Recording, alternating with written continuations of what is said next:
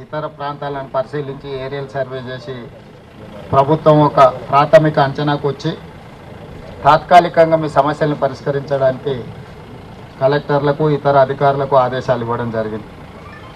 కష్టం ఉన్నప్పుడు ప్రజాప్రతినిధులే కాకుండా అధికారులు అందరూ ఈ జిల్లాలో సమన్వయం చేసుకొని ముందుకెళ్ళడం వల్ల ఒకరికొకరు సహకరించుకొని కష్టాలలో ఉన్న ప్రజలకు అండగా నిలబడడంతో చాలా వరకు ప్రాణ నష్టం తగ్గింది.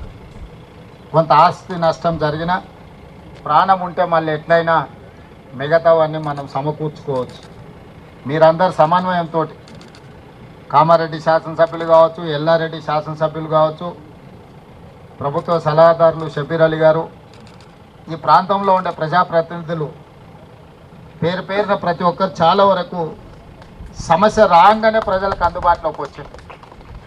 మామూలుగా సమస్య వచ్చినప్పుడు సమస్య అయిపోయి ప్రజలు తేరుకున్న తర్వాత ప్రజాప్రతినిధులు వాళ్ళని కలవడానికి వెళ్తారు.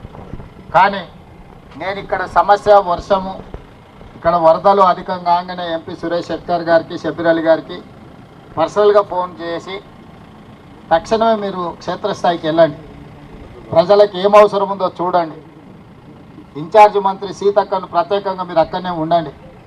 ఎందుకంటే నిజామాబాద్ ఉమ్మడి జిల్లాకు సీతక్క గారు ఇన్ఛార్జి మంత్రిగా ఉన్నారు, మీరు కూడా వెళ్ళి అక్కడ స్వయంగా పర్యవేక్షించండి అని చెప్పి హైదరాబాద్ స్థాయిలో అధికారులు అందరినీ సమన్వయం చేసుకుంటూ, అది పోలీస్ సిబ్బంది కావచ్చు, రెవెన్యూ సిబ్బంది కావచ్చు, అదేవిధంగా సాగునీటి పారుదల శాఖకు సంబంధించిన సిబ్బంది, R&B, పంచాయతీరాజ్, ఇట్లా ప్రతి శాఖను సమన్వయం చేసుకుంటూ వర్షాలు ఏ విధంగా ఈ ప్రాంతాన్ని అతలకుతలం చేస్తున్న వాటి అన్నిటినీ పరిగణలోకి తీసుకొని ఎప్పటికప్పుడు అధికారులకు సూచన చేస్తూ మిమ్మల్ని ఆదుకునే ప్రయత్నం చేసినాం.